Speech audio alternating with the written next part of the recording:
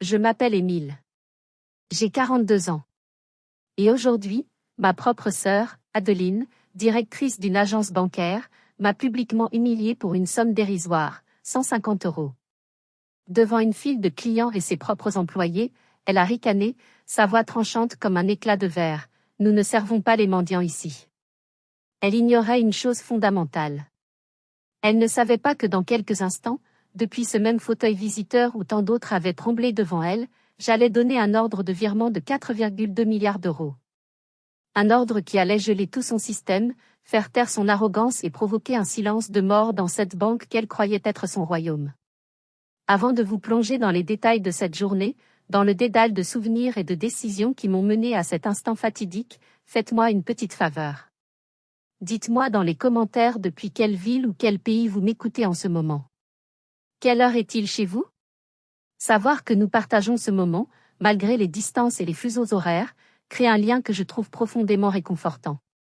Votre présence, même virtuelle, est un soutien précieux. Maintenant, retournons à ce matin de janvier à Lille. Le ciel était d'un gris de plomb, lourd et menaçant. Le vent du nord, impitoyable, sifflait à travers les rues, s'infiltrant par la moindre fissure de mon vieil immeuble. Mon appartement, mon refuge, était petit mais chaleureux, chaque meuble portant l'empreinte de mes mains, chaque objet ayant une histoire. C'était mon sanctuaire, un monde que j'avais bâti pour me protéger du leur. C'est dans ce havre de paix que le téléphone a sonné, sa stridence brisant le calme. C'était Monsieur Auguste. Sa voix, d'habitude si robuste et pleine de l'écho de son ancien métier d'ébéniste, n'était qu'un filet fragile, brisé par le froid et l'inquiétude. Émile? Excuse-moi de te déranger, mon garçon. C'est la chaudière, elle m'a lâché. Le réparateur est là, un jeune homme pressé. Il veut 150 €, et en liquide. Je suis un peu à court ce mois-ci, tu comprends. Monsieur Auguste. Mon voisin de palier depuis 20 ans. Un veuf de 80 ans aux mains noueuses et au regard pétillant de gentillesse. Il m'avait appris à lire le bois comme on lit un livre, à sentir son âme. Il était plus un père pour moi que Gérard ne l'avait jamais été. Le sentir si démuni, si vulnérable face à une simple panne de chauffage, m'a provoqué une douleur physique. Ne vous inquiétez surtout pas, monsieur Auguste, lui ai-je répondu, en forçant ma voix à être calme et rassurante. Restez bien au chaud sous une couverture. Je vais à la banque et je vous apporte ça immédiatement. Le trajet jusqu'à la banque fut une épreuve. Le froid mordait mes joues. En passant devant une petite boutique d'antiquités, mon regard fut attiré par une vieille commode en merisier, abandonnée dans un coin de la vitrine. Ses pieds étaient abîmés, son vernis écaillé, mais je pouvais voir la noblesse de ses lignes, la promesse de la beauté qui sommeillait sous les outrages du temps. Une bouffée de tendresse m'a envahi. C'était ça, ma passion, voir la valeur là où les autres ne voient que du vieux. Ce bref instant de connexion avec mon véritable moi fut le calme avant la tempête. L'intérieur de la Banque régionale du Nord était un temple dédié au dieu argent. Froid, impersonnel, silencieux. Le marbre poli du sol renvoyait une lumière blafarde et le cliquetis des talons d'Adeline semblait être le seul son autorisé. Elle se tenait près de son bureau vitré, une statue de glace dans un costume impeccable. En me voyant, un pli de mépris a déformé sa bouche parfaitement maquillée. Quand mon tour est enfin arrivé, elle a glissé vers moi, telle une prédatrice. Sa voix, forte et claire pour que personne n'en perde une miette, a résonné. « Émile? Quelle surprise! Que fais-tu ici? Encore besoin d'un petit quelque chose? » Mon estomac s'est noué. J'ai juste besoin de retirer 150 €, Adeline. Son rire fut un éclat sec, méprisant. Un spectacle pour la galerie. 150 €? Elle s'est penchée, son parfum de luxe m'envahissant, m'étouffant. Tu es sûr d'avoir autant sur ton compte, a-t-elle susurré, un murmure qui portait comme un cri. Et puis, le coup final, l'exécution publique, nous ne servons pas les mendiants ici, tu sais. Le monde autour de moi a disparu. Il n'y avait plus que les regards, pesants, curieux, pleins de pitié. Le visage de la jeune employée au guichet, rouge de honte pour sa directrice. J'ai senti la chaleur familière de l'humiliation me brûler la nuque. Une vieille amie, fidèle au poste.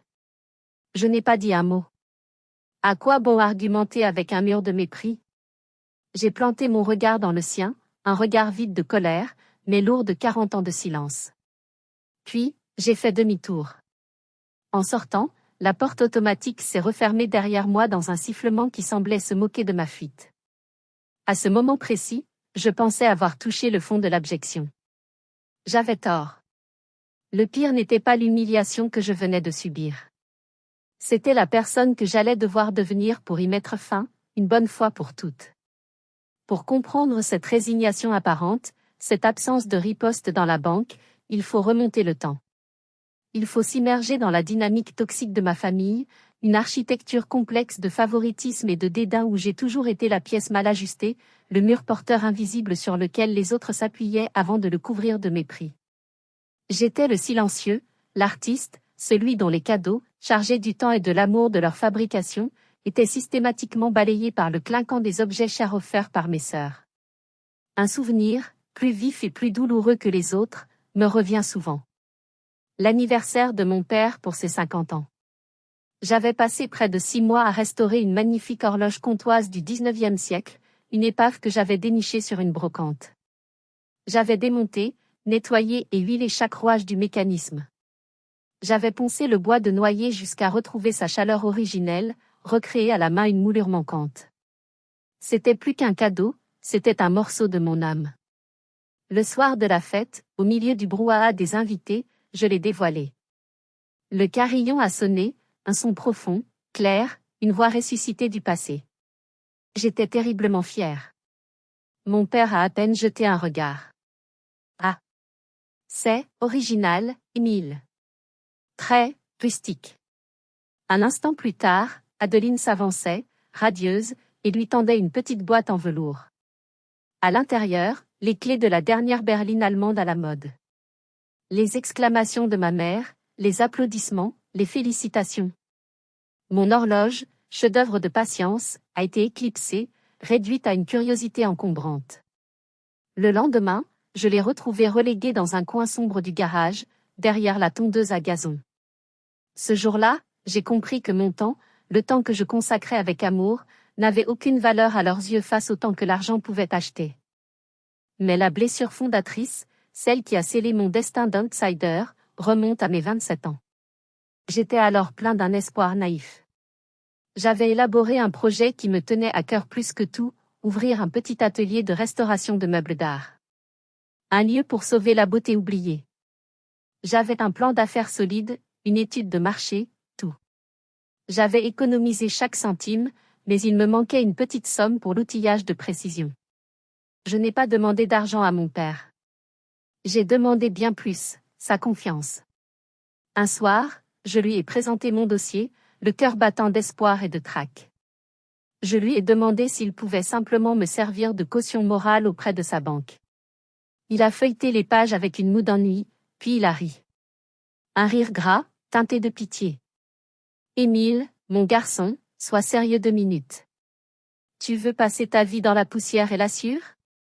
C'est pas un métier, ça, c'est un hobby.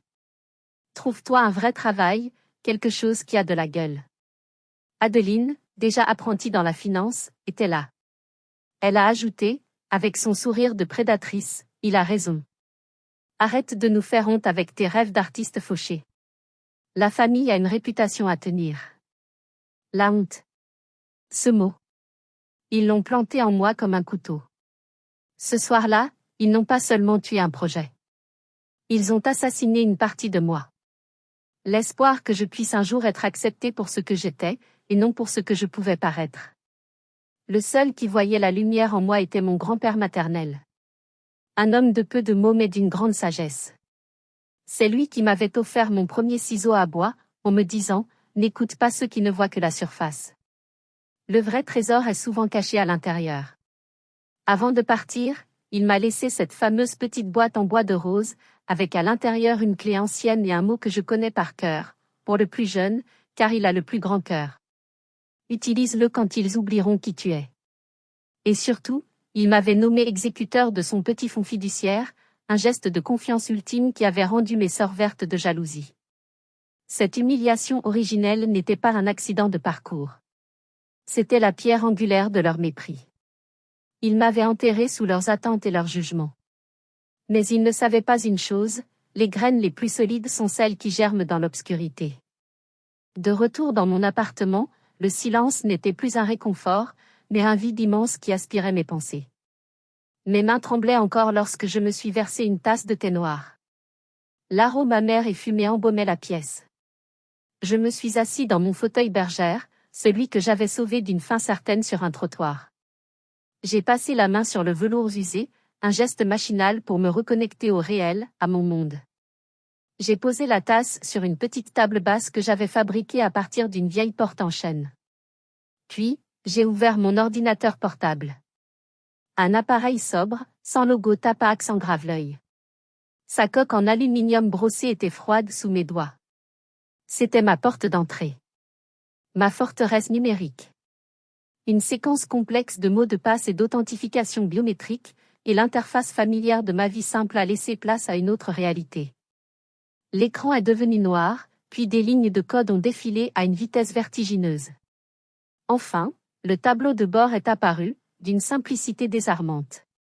En haut, en lettres blanches et épurées, le corbeau. Et juste en dessous, le solde principal, un chiffre qui semblait vibrer d'une puissance contenue, 4 210 350 000 €.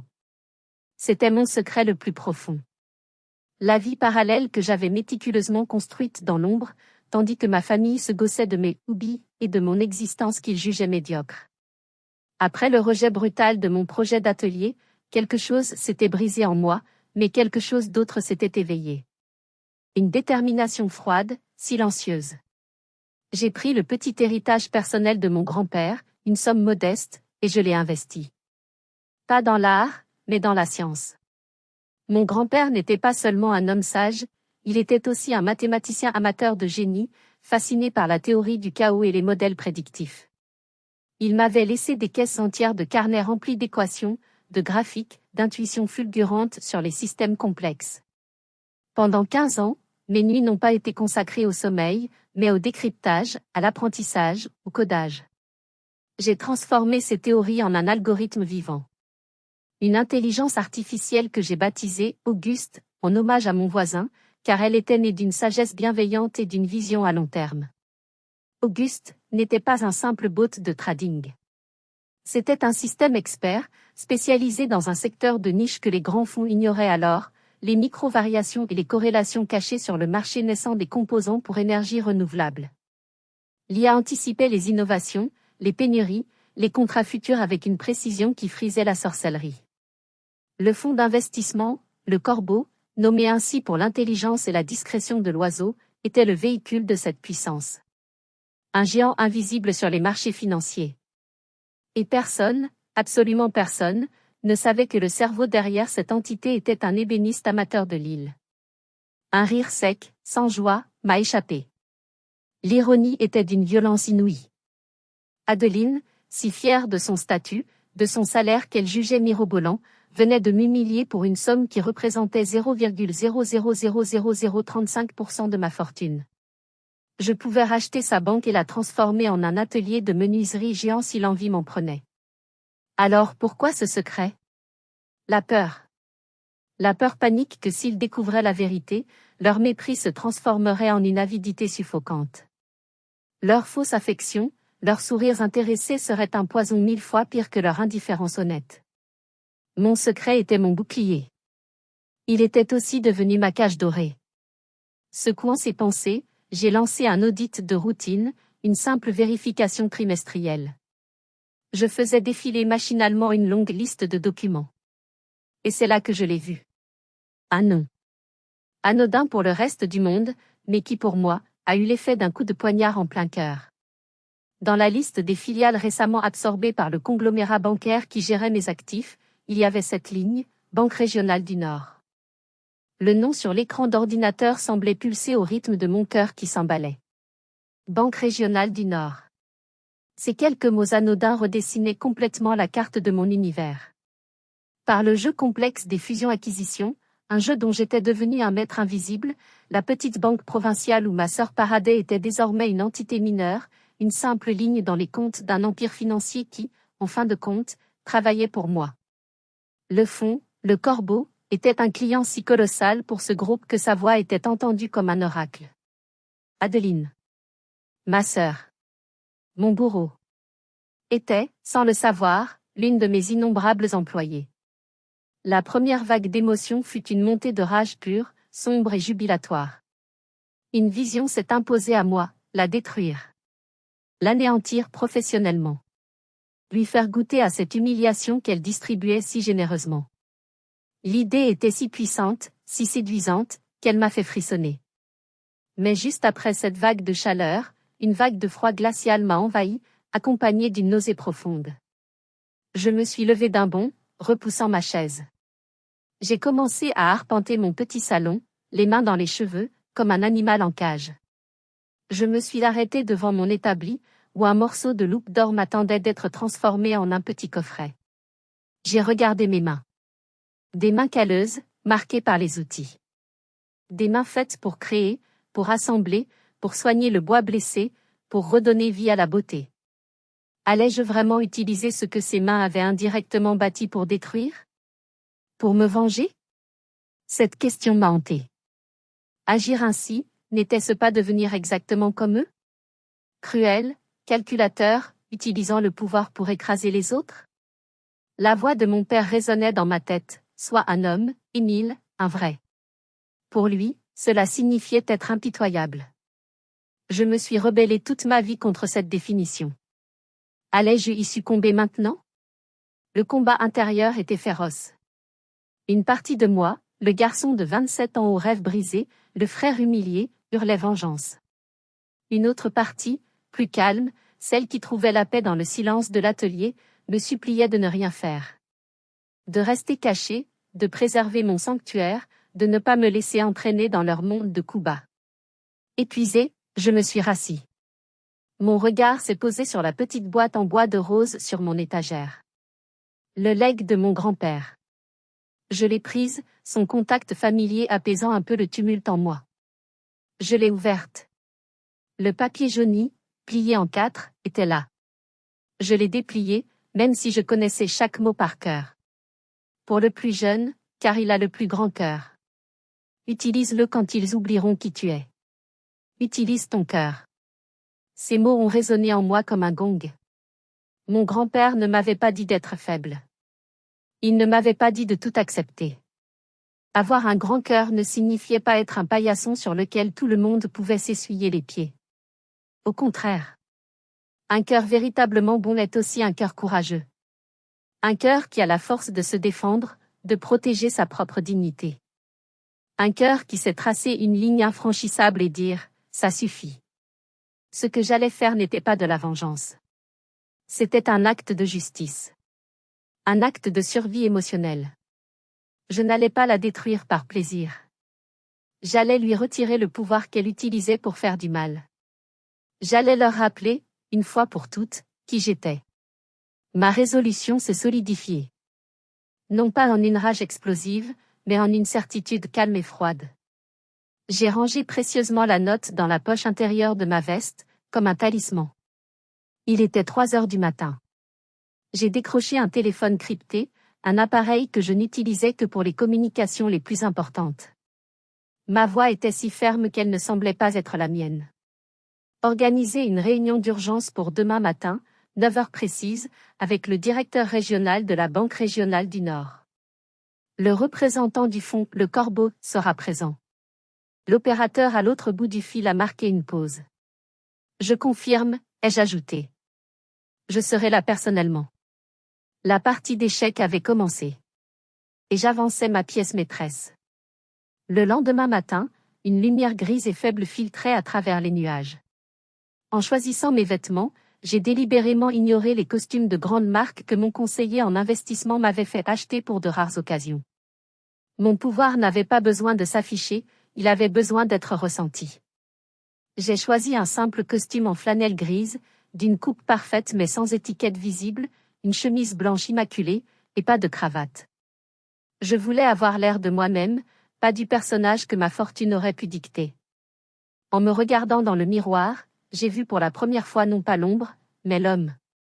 Un homme calme, déterminé, qui allait enfin occuper l'espace qu'on lui avait toujours refusé. Avant de me lancer dans la bataille, j'avais une mission de paix à accomplir. J'ai retiré 200 € à un distributeur, puis je suis passé frapper à la porte de Monsieur Auguste. Il m'a ouvert, emmitouflé dans un vieux gilet de laine, le sourire fatigué mais soulagé. Le chauffage fonctionnait à nouveau. Je lui ai tendu les billets. Il a protesté, bien sûr, avec la dignité des gens humbles. Émile, c'est trop. Je te rembourserai, dès que ma petite retraite arrivera. Monsieur Auguste, lui ai-je dit en posant doucement ma main sur son épaule. Considérez que c'est moi qui vous dois quelque chose. Pour toutes les leçons. Gardez la monnaie et achetez-vous une bonne bouteille pour fêter ça. Le voir accepter, les yeux brillants de gratitude, a été mon véritable carburant. Cet acte simple de gentillesse m'a rappelé le but ultime de cette journée, défendre la dignité, celle des autres, enfin, la mienne. Quand je suis entré dans la Banque régionale du Nord, l'atmosphère était méconnaissable. Hier, c'était le calme plat d'une administration de province. Aujourd'hui, une tension palpable flottait dans l'air. Près de l'entrée, un homme d'une cinquantaine d'années, au visage cireux et au costume manifestement coûteux, tournait en rond comme un lion en cage. C'était Marc Dubois, le directeur régional. Mon appel de la nuit avait déclenché une panique au plus haut niveau. Il avait sauté dans le premier TGV de Paris à l'aube. Dès qu'il m'a identifié sans doute grâce à une description fournie par mes assistants, il s'est fendu d'un sourire forcé et s'est précipité vers moi, la main tendue et moite. « Monsieur le Corbeau ? Quel immense honneur ! Je suis Marc Dubois. Je vous remercie infiniment d'avoir accepté de nous rencontrer. » Son obséquiosité était presque comique. Ses yeux balayaient nerveusement les alentours, comme s'il s'attendait à voir débouler un commando. Puis mon regard a croisé celui d'Adeline. Elle se tenait près de son bureau vitré, une expression de totale confusion sur le visage. Elle ne comprenait pas ce qui se passait. En me voyant, sa confusion s'est muée en un rictus de pur mépris. Elle a commencé à s'avancer d'un pas décidé, prête à me faire expulser manu militari. Mais son élan s'est brisé net. Elle a vu la scène. Elle a vu son supérieur hiérarchique, le grand Manitou de la région parisienne, me traiter avec une déférence quasi servile. Elle a vu la sueur perler sur son front. Le rictus sur son visage s'est figé. Il s'est effrité, laissant place à une incrédulité béante. Son cerveau semblait incapable de traiter l'information. Son petit frère, le raté, traité comme un roi par son propre patron. Le paradigme de son univers venait de voler en éclats. « Si vous voulez bien me suivre, monsieur le Corbeau, » a dit Dubois, me faisant un geste ample vers le bureau d'Adeline. Son bureau. Son trône. Nous sommes entrés. Le silence s'est fait. Dubois m'a indiqué le fauteuil visiteur, mais lui est resté debout, comme pétrifié. Adeline nous a suivis, hésitante, et est restée plantée sur le seuil, les bras croisés dans une vaine tentative de se donner une contenance. La porte vitrée s'est refermée lentement derrière nous dans un murmure. Le piège était en place. Et le silence qui a suivi était plus assourdissant que n'importe quel cri. Je me suis assis dans le fauteuil en cuir noir, m'enfonçant légèrement dans son assise confortable. C'était une position de vulnérabilité, en théorie. Le visiteur face au directeur. Mais aujourd'hui, les rôles étaient inversés. J'ai pris le temps de défaire lentement le bouton de ma veste, un geste simple, délibéré, qui affirmait que j'étais là pour rester. J'ai posé les mains sur les accoudoirs et j'ai laissé le silence s'épaissir, s'étirer, devenir inconfortable pour eux. C'était une tactique, bien sûr. Le pouvoir appartient souvent à celui qui peut supporter le silence le plus longtemps. Monsieur Dubois, debout, transpirait visiblement. Il se balançait légèrement d'un pied sur l'autre, trahissant une nervosité extrême. Adeline, elle, était une statue de rage et de confusion. Son visage était un masque de froideur, mais je connaissais assez ma sœur pour voir la tempête dans ses yeux. Elle ne comprenait pas, et elle détestait ne pas comprendre. Elle détestait par-dessus tout perdre le contrôle. Finalement, j'ai décidé que la torture avait assez duré. J'ai rompu le silence. Ma voix était posée, presque neutre, ce qui la rendait d'autant plus menaçante. Monsieur Dubois. Il a sursauté, comme tiré d'un cauchemar. Oui, monsieur le Corbeau. Je vous écoute. Le fonds d'investissement, le Corbeau, a quelques préoccupations, ai-je articulé lentement, choisissant mes mots avec soin. Des préoccupations? Bien sûr, nous sommes là pour les écouter et y remédier immédiatement. Dites-moi tout. Son empressement était pathétique. J'ai secoué la tête, un mouvement lent et négatif. Je crains que vous ne compreniez pas, monsieur Dubois. Il ne s'agit plus d'écouter ou de remédier. Il s'agit d'une décision qui a déjà été validée par notre conseil. J'ai marqué une pause, laissant la portée de cette phrase infuser dans l'esprit du directeur. Puis, j'ai tourné mon regard vers Adeline, qui nous observait comme si nous parlions une langue étrangère. En raison, j'ai fait une pause théâtrale, de sérieuses inquiétudes quant à ce que nous percevons comme une culture professionnelle délétère et une compétence de gestion pour le moins discutable au sein de cette agence, le Corbeau a décidé d'initier un transfert d'actifs hostile. Le mot « hostile » a semblé le frapper physiquement. Dubois a accusé le coup, son visage perdant les dernières couleurs qui lui restaient. Adeline, elle, fronçait les sourcils, son ignorance des hautes sphères de la finance soudainement exposée. Un quoi, a-t-elle lâché, sa voix trahissant plus d'agacement que d'inquiétude. C'était le moment que j'attendais. Je lui ai enfin accordé toute mon attention. J'ai planté mon regard dans le sien, un regard qui portait le poids de 40 années de mépris. C'est un terme technique, Adeline. Permets-moi de traduire en des termes que tu pourras comprendre. Le tutoiement, le ton professoral. Je savais que cela la rendrait folle. Je me suis levée, non pas avec précipitation, mais avec une lenteur calculée. J'ai contourné le bureau pour me rapprocher d'elle. Cela signifie que mon fonds, le Corbeau, déclare publiquement que votre maison mère, et par extension votre petite banque, est devenue trop incompétente et représente un risque trop élevé pour continuer à gérer notre argent. J'ai fait quelques pas de plus, réduisant la distance entre nous. Nous allons donc, dès aujourd'hui, retirer l'intégralité de nos actifs. Nous allons prendre nos 4,2 milliards d'euros, et nous allons les confier à une banque concurrente, plus fiable. Et le pire, pour vous, c'est que les termes de notre contrat nous obligent, en cas de retrait pour manquement, à en spécifier publiquement la raison. Je me suis arrêtée juste devant elle, mon ombre la couvrant presque. La raison officielle qui sera communiquée à toute la place financière sera « perte de confiance fondamentale dans le personnel ». Et pour être encore plus précis, j'ai baissé la voix, la rendant sifflante, le personnel de cette agence. Le visage de Dubois était celui d'un homme assistant à sa propre exécution. Mais mes yeux ne quittaient pas Adeline. Je la voyais lutter. Je voyais les pièces du puzzle s'assembler dans son esprit avec une lenteur douloureuse. Le nom du fonds. La somme d'argent qui dépassait l'entendement. Et moi. Émile. Son petit frère. Le raté, le bon à rien. Debout dans son bureau, parlant de milliards comme d'autres parlent de centimes, et tenant la carrière du grand patron de Paris entre ses mains. Tout a convergé. L'humiliation de la veille. Ma présence aujourd'hui. Le pouvoir que j'exsudais. Le choc de la réalisation a été total. Sa mâchoire s'est littéralement décrochée.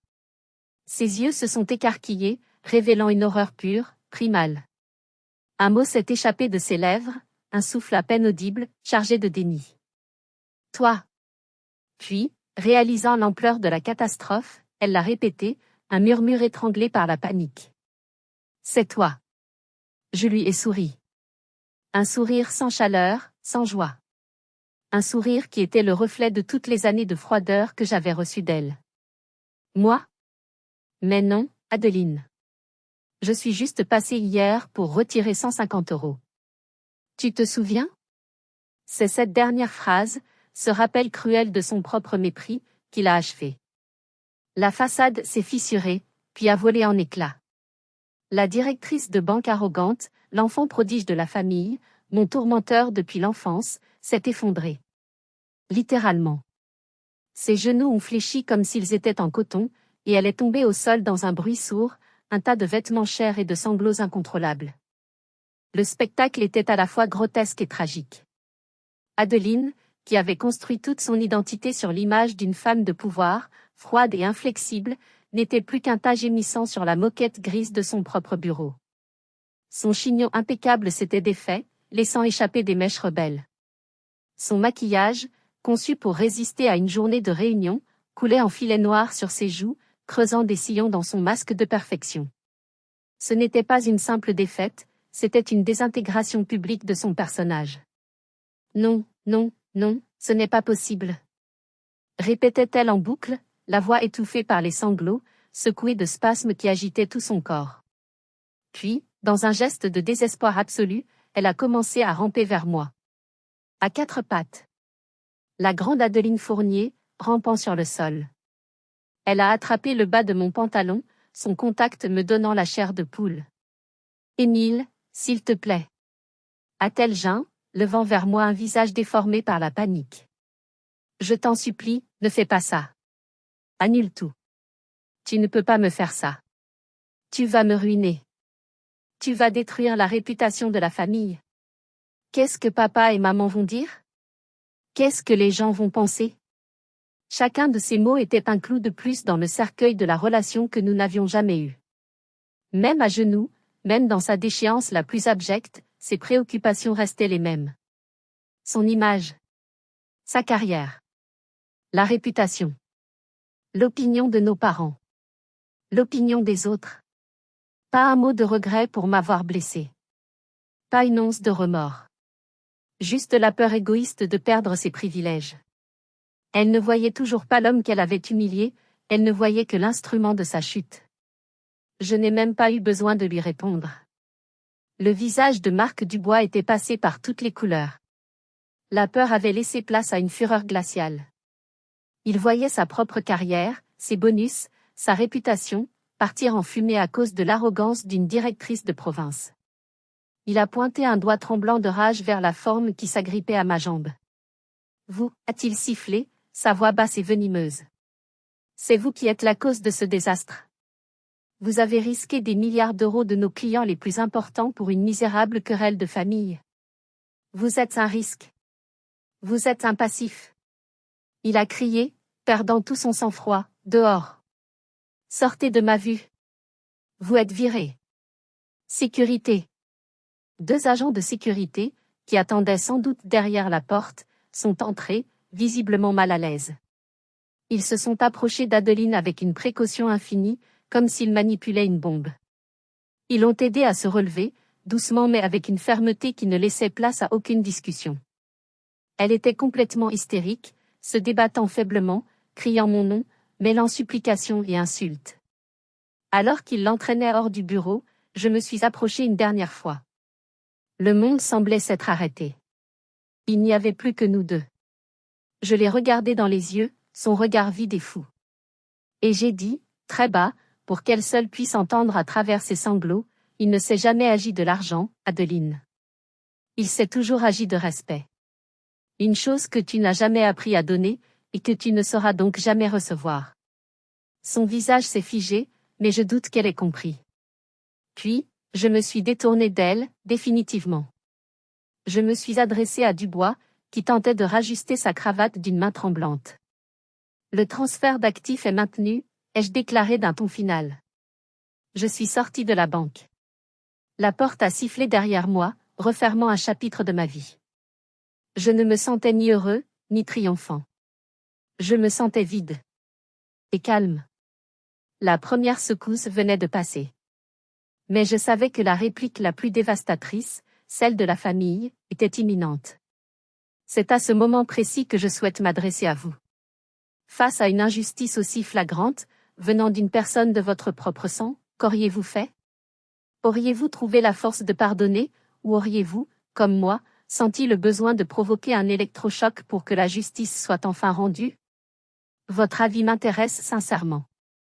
Partagez vos pensées dans les commentaires. Le trajet du retour s'est fait dans un brouillard irréel. À peine avais-je démarré le moteur que mon téléphone, posé sur le siège passager, s'est mis à vibrer frénétiquement. Il ne s'arrêtait plus. C'était une cacophonie numérique, l'orchestre de la panique familiale qui commençait à jouer sa partition. Le premier message était de Florence, ma deuxième sœur, la reine de la fausse sollicitude. OMG Émile, j'ai entendu par une amie qui travaille à la BRN qu'un truc de fou est arrivé à Adeline. Dis-moi que ce n'est pas ce que je pense. Tu vas bien? On doit absolument parler. Bisous. Le bisou final était d'une hypocrisie si flagrante qu'il m'a arraché un sourire sans joie. Puis, une notification d'appel manqué de son mari, Grégoire, un homme dont l'épine dorsale était aussi flexible que ses convictions. Immédiatement suivi d'un SMS de ma mère, Émile chéri. Appelle-moi dès que tu vois ce message. Nous sommes tous très, très inquiets pour toi et pour ta sœur. Inquiet. Ce mot. Il était si malhonnête. Il n'était pas inquiet la veille, lorsque j'étais la cible. Il n'était jamais inquiet durant les 40 années où j'avais servi de punching ball émotionnel. Ils étaient inquiets maintenant. Maintenant que l'équilibre du pouvoir, si confortable pour eux, avait été pulvérisé. Leur sollicitude soudaine n'était pas de l'amour, c'était de la gestion de crise. J'ai laissé le téléphone vibrer, un insecte enragé dans sa cage de verre. J'avais besoin de silence, de faire le vide. Mais ils étaient comme des loups qui ont flairé le sang. Implacables.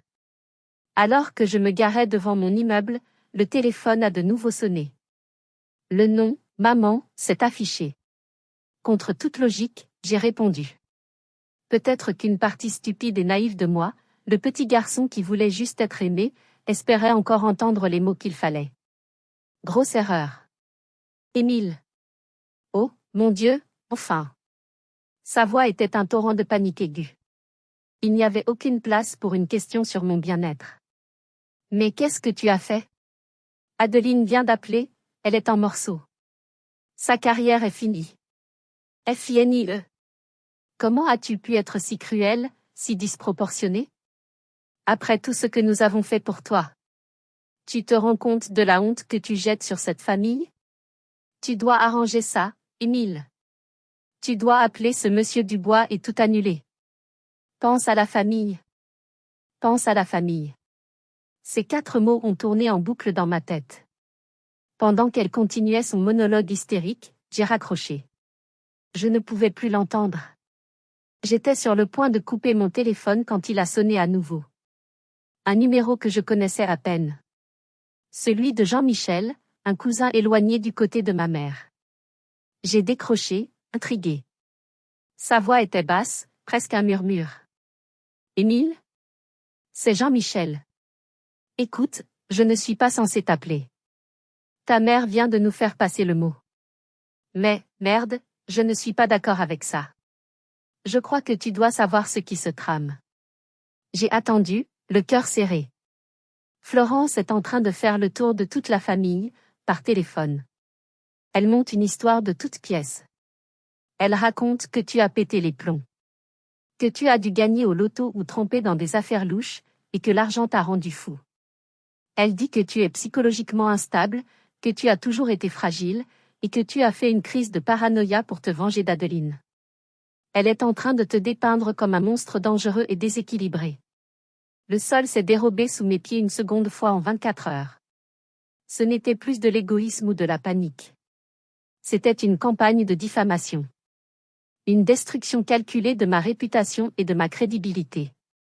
Florence, la manipulatrice, la charmeuse, était en train de m'assassiner socialement, de s'assurer que si je parlais, personne ne me croirait. C'était une trahison si profonde, si venimeuse, que j'en ai eu le souffle coupé. Et soudain, j'ai compris. J'ai compris la source de sa panique. Les petites anomalies que j'avais vues sur les relevés du fonds de grand-père. Les petites sommes qui manquaient, ici et là. J'avais mis ça sur le compte d'erreur de comptabilité. Quelle naïveté. Florence n'avait pas peur pour Adeline. Elle avait une peur panique pour elle-même.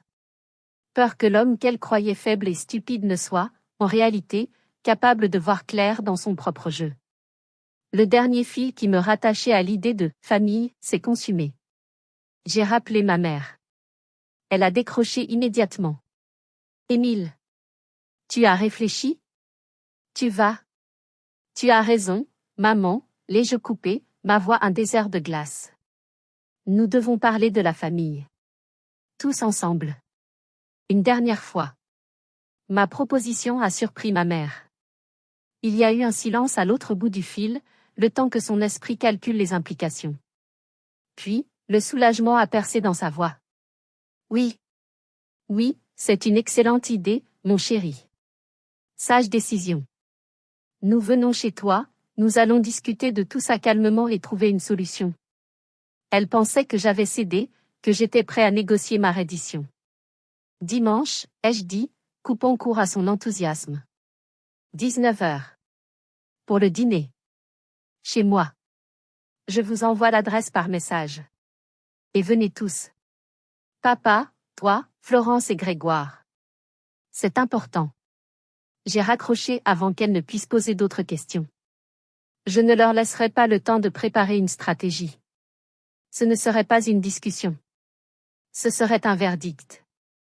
Le SMS que j'ai envoyé contenait une simple adresse. Pas celle de mon petit appartement familier du Vieux-Lille. L'autre. L'adresse de ma forteresse de solitude. Les 48 heures qui ont suivi ont été étranges.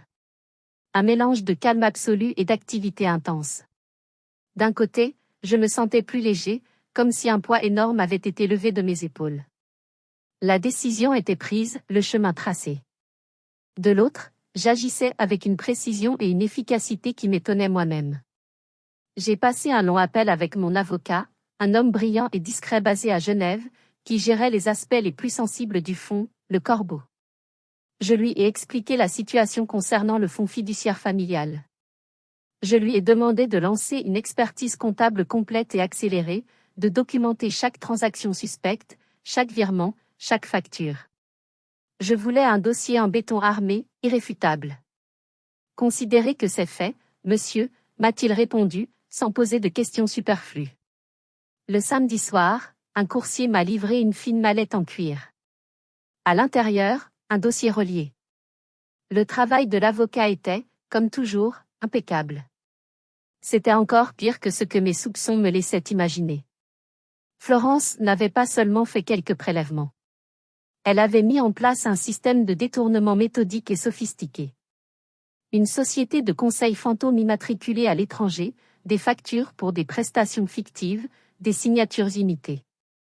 Depuis plus de 2 ans, elle s'était servie, siphonnant des dizaines de milliers d'euros. L'argent que notre grand-père avait mis de côté pour les coups durs, pour l'éducation de ses futurs arrière-petits-enfants. Elle l'avait volé. En lisant le rapport, je n'ai pas ressenti la rage à laquelle je m'attendais. Juste une immense, une écrasante tristesse. La trahison n'était pas seulement financière. Elle était morale. Elle avait souillé la mémoire de l'homme qui nous avait le plus aimés. Le dimanche, je me suis préparée. J'ai passé une partie de l'après-midi à marcher dans le petit bois qui borde ma propriété. Le silence, le crissement des feuilles mortes sous mes pas, l'odeur de la terre humide. Cette nature simple et honnête m'a aidé à trouver le calme nécessaire pour l'épreuve à venir. Ma maison, que j'avais fait construire pour être un refuge, allait devenir un tribunal. Je ne voulais pas les impressionner avec le luxe. Je voulais qu'ils se sentent étrangers, qu'ils comprennent qu'ils pénétraient dans un monde qui n'était pas le leur, un monde dont ils ne maîtrisaient pas les codes. Le soir venu, j'ai vu les phares de leur voiture balayer l'allée. La voiture a ralenti, puis s'est immobilisée, comme si le conducteur hésitait. Depuis la grande baille vitrée du salon, je les observais, invisibles dans la pénombre. Leurs silhouettes se sont découpées dans la lumière des phares. J'ai pu voir leurs visages stupéfaits, incrédules. Ils pensaient venir chez le petit artisan, le marginal. Ils découvraient la résidence d'un magnate. Ils pensaient venir pour me faire la leçon. Ils ne savaient pas qu'ils venaient assister au jugement final. J'ai ouvert la lourde porte en chêne avant même qu'ils n'aient atteint le perron. La lumière chaude du hall s'est déversée sur eux, les surprenant. Bienvenue, ai-je dit, ma voix parfaitement neutre, sans chaleur ni animosité. Ils sont entrés un par un, comme des explorateurs pénétrant en territoire inconnu. Mon père, Gérard, essayant de masquer son étonnement derrière un air bourru.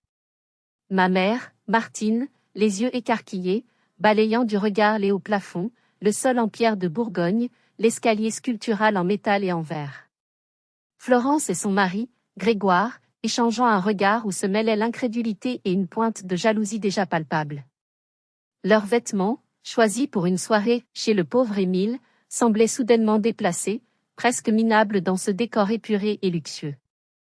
Je les ai conduits en silence jusqu'à la salle à manger. La longue table, que j'avais fabriquée moi-même dans un seul plateau de chêne plusieurs fois centenaire, était dressée avec une simplicité monacale. Pas d'argenterie, pas de cristal. Juste de belles assiettes en céramique, des verres sobres et des couverts en lin brut. J'avais préparé un repas simple, un rôti de veau, une purée de panais, des légumes racines glacés au miel. Une cuisine de la terre. Honnête. Tout ce qu'il n'était pas.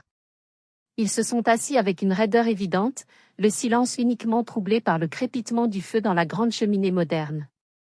C'est mon père qui, comme toujours, a pris l'initiative de rompre la glace, ou plutôt de la briser à coups de marteau. Bon, Émile, on peut savoir ce que c'est que tout ce cirque, a-t-il lancé, en désignant d'un geste vague l'ensemble de la maison.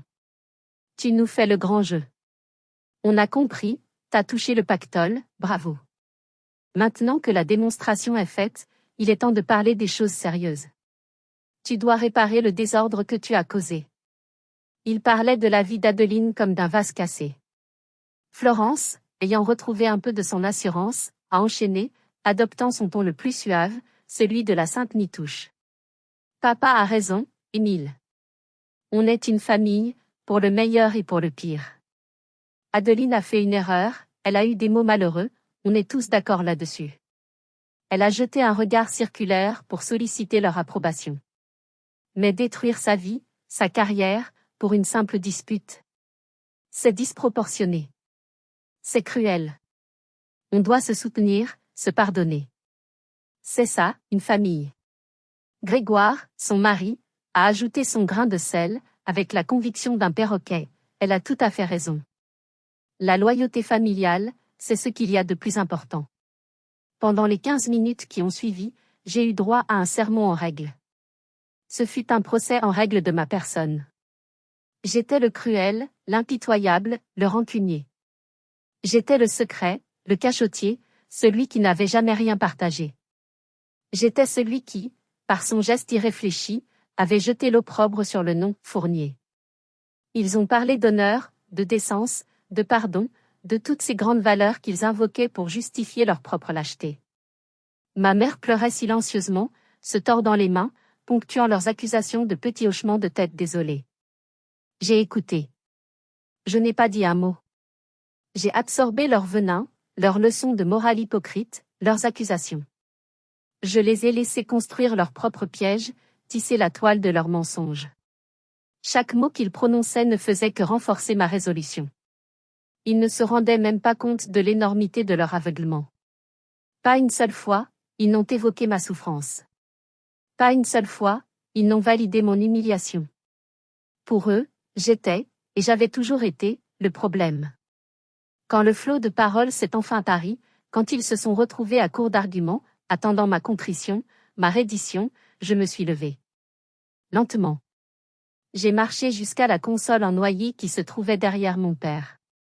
J'y avais posé une fine mallette en cuir noir. Je l'ai prise et je suis revenue vers la table. Je l'ai posée en son centre, le bruit sourd du cuir sur le chêne massif résonnant dans le silence soudain tendu. Je les ai regardés, un par un, plongeant mon regard dans le leur. Puisque tout le monde a fini de parler de la façon dont j'ai ruiné une vie, ai-je dit, ma voix dangereusement posée, presque un murmure, peut-être pouvons-nous maintenant prendre quelques minutes pour parler de la façon dont Florence a ruiné un héritage. Le visage de Florence a perdu toute couleur. Il est devenu cireux. Le silence dans la pièce était si profond, si absolu, qu'on pouvait entendre le battement affolé de nos cœurs. De quoi est-ce que tu parles, a-t-elle balbutié, sa voix soudainement fragile. J'ai posé ma main sur la mallette. J'ai fait courir mes doigts sur le fermoir en laiton. Le silence s'est étiré, chaque seconde pesant une tonne. Et puis, avec un déclic sec qui a fait sursauter tout le monde, j'ai ouvert la mallette. J'ai sorti la première feuille du dossier, un simple relevé bancaire, et je l'ai fait glisser sur la surface lisse de la table jusqu'à ce qu'elle s'arrête juste devant l'assiette de mon père. Je parle du fonds fiduciaire familial, ai-je expliqué, ma voix toujours aussi calme, ce qui rendait la scène encore plus surréaliste. Ce fonds que grand-père a créé pour assurer notre sécurité à tous. Celui qu'il m'a demandé de gérer, me faisant une confiance que, visiblement, j'étais le seul à prendre au sérieux.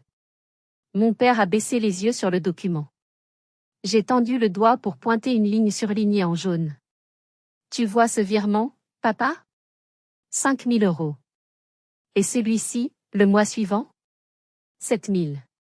Et encore celui-là. Au début, les sommes étaient raisonnables, faciles à dissimuler. J'ai sorti une liasse de factures que j'ai étalée en éventail sur la table, comme un joueur de cartes abattant son jeu, et voici les justificatifs que Florence a fournis pour ses dépenses. Des factures pour des services de conseil en stratégie digitale, des études de marché international.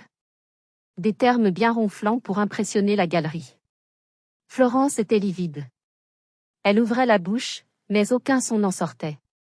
Son mari, Grégoire, la regardait avec une expression de pure incrédulité.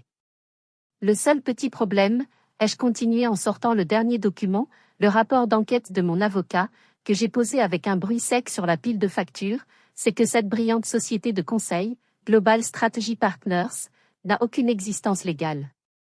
C'est une société écran, Florence. Une boîte aux lettres que tu as créée à Chypre.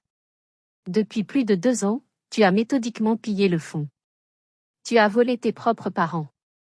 Tu as volé tes neveux et nièces à naître. Et pire que tout, tu as trahi et souillé la mémoire du seul homme de cette famille qui t'aimait sans condition.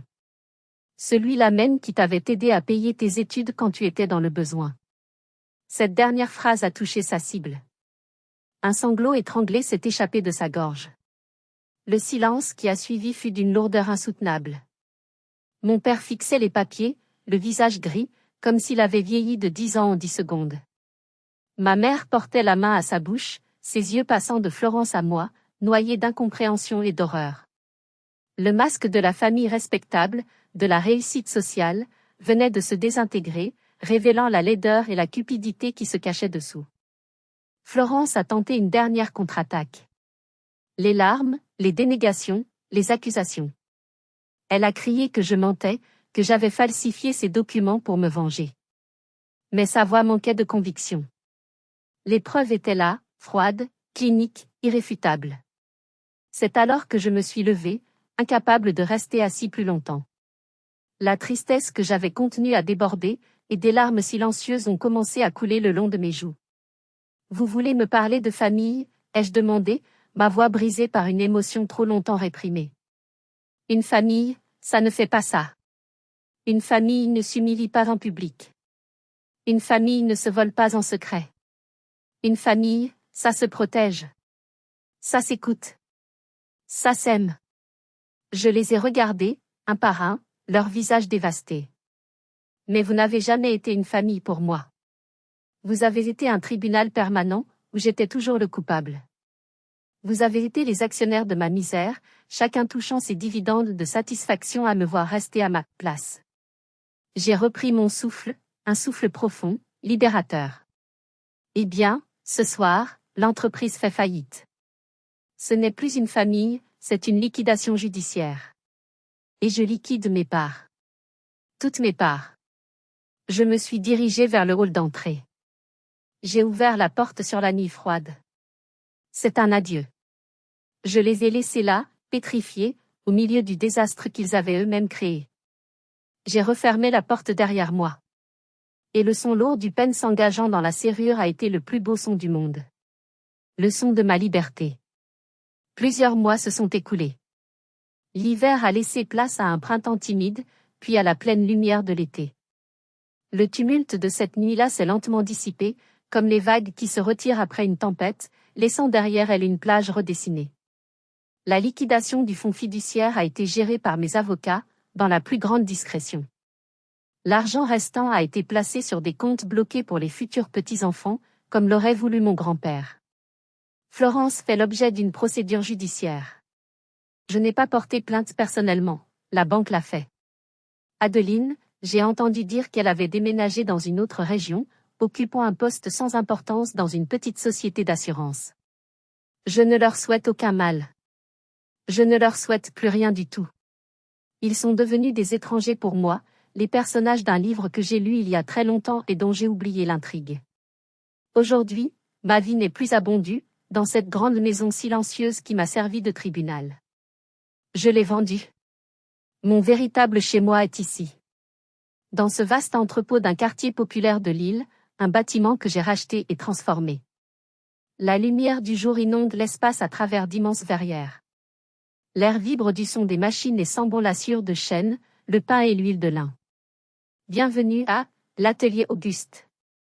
C'est un atelier de menuiserie et d'ébénisterie communautaire et solidaire. Un lieu que j'ai créé et que je finance, destiné aux jeunes en décrochage scolaire, à ceux que le système a laissés sur le bord de la route. Ici, ils n'apprennent pas seulement un métier. Ils apprennent la patience, la précision, le respect de la matière. Ils apprennent à transformer quelque chose de brut en quelque chose de beau. Ils apprennent à se reconstruire. Un peu plus loin, je vois Monsieur Auguste, mon co-directeur honoraire de 81 ans, le dos un peu plus voûté mais le regard toujours aussi vif. Il montre à une jeune fille de 17 ans, qui avait abandonné l'école, comment réaliser une queue d'aronde. Elle est totalement absorbée, la langue tirée par concentration. Quand les deux pièces de bois s'emboîtent parfaitement, un sourire de pure fierté illumine son visage.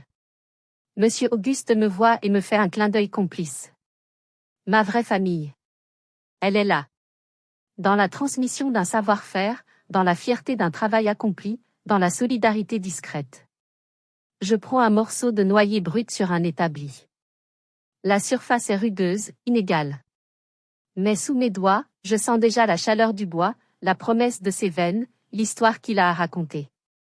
Et je comprends enfin, avec une clarté absolue. La transaction la plus importante, la plus fondamentale de toute ma vie, n'a pas été ce virement de 4,2 milliards d'euros. C'était le retrait total et définitif de mon amour, de ma loyauté et de ma précieuse énergie d'un compte émotionnel toxique, un compte qui était en situation de faillite depuis des décennies. Ce compte est aujourd'hui clôturé. Définitivement. En commençant à tracer sur le bois les premières lignes d'un nouveau projet, une vague de paix, profonde et sereine, m'envahit. Je ne suis plus le fils invisible, le frère méprisé, le raté de la famille. Je suis Émile. Un homme qui construit. Un homme qui répare. Et pour la toute première fois de ma vie, cela me semble être bien plus que suffisant. Je ne fais plus que restaurer de vieux meubles. J'aide à construire de nouvelles vies. La mienne, et celle des autres. Je plante enfin les graines de mon propre jardin, sur une terre qui m'appartient vraiment. Merci infiniment à vous tous d'avoir pris le temps d'écouter mon histoire. La partager a été une étape importante de ma propre reconstruction. Ma dernière question pour vous est la suivante, et elle vient du plus profond de mon cœur. Avez-vous déjà dû prendre la décision radicale, douloureuse mais nécessaire, de vous éloigner d'une situation ou d'une personne pour vous sauver? Avez-vous dû liquider vos parts d'une relation, qu'elle soit familiale, amicale ou amoureuse, qui vous détruisait à petit feu? Si vous vous sentez de le faire, partagez votre expérience dans les commentaires. Savoir que nous ne sommes pas seuls dans ces combats est une force immense. Je vous lirai tous. Et si mon récit a trouvé un écho en vous, un like ou un abonnement est le plus beau des encouragements. Votre soutien compte plus que vous ne l'imaginez. Prenez bien soin de vous.